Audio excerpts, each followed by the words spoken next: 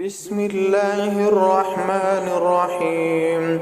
تبارك الذي بيده الملك وهو على كل شيء قدير، الذي خلق الموت والحياة ليبلوكم أيكم أحسن عملا وهو العزيز الغفور، الذي خلق 7 سماوات طباقا ما ترى في خلق الرحمن من تفاوت فرجع البصر هل ترى من فطور ثم رجع البصر كرتين ينقلب إليك البصر خاسئا وهو حسير. ولقد زينا السماء الدنيا بمصابيح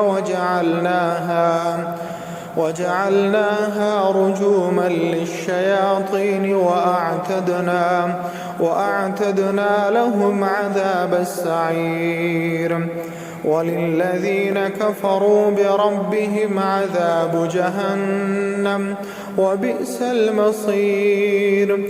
إذا ألقوا فيها سمعوا لها شهيقا وهي تفور تكاد تميز من الغيظ كلما ألقي فيها فوج سألهم خزنتها ألم يأتكم نذير قالوا بلى قد جاءنا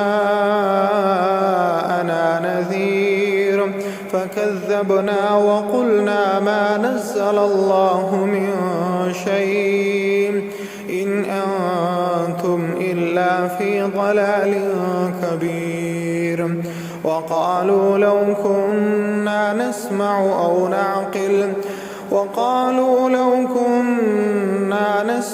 أو نعقل ما كنا في أصحاب السعير فاعترفوا بذنبهم فسحقا لأصحاب السعير. إن الذين يخشون ربهم بالغيب لهم مغفرة وأجر كبير. وأسروا قولكم أو اجهروا به إنه عليم بذات الصدور. ألا يعلم من خلق وهو اللطيف الخبير. هو الذي جعل لكم الأرض ذلولا فامشوا في مناكبها وكلوا من رزقه وإليه النشور. أأمنتم من في السماء أن يخسف بكم الأرض فإذا هي تمور أم أمنتم من في السماء أن يرسل عليكم حاصبا فستعلمون كيف نذير. ولقد كذب الذين من قبلهم فكيف كان نكير. أولم يروا إلى الطير فوقهم صافات ويقبضن ما يمسكهن إلا الرحمن إنه بكل شيء بصير. أمن هذا الذي هو جند لكم ينصركم من دون الرحمن إن الكافرون إلا في غرور. أمن هذا الذي يرزقكم إن أمسك رزقه بل لجوا في عتو ونفور.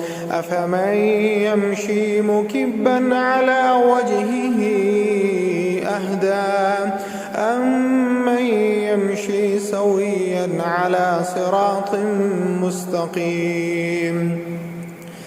قل هو الذي أنشأكم وجعل لكم السمع والأبصار والأفئدة قليلا ما تشكرون.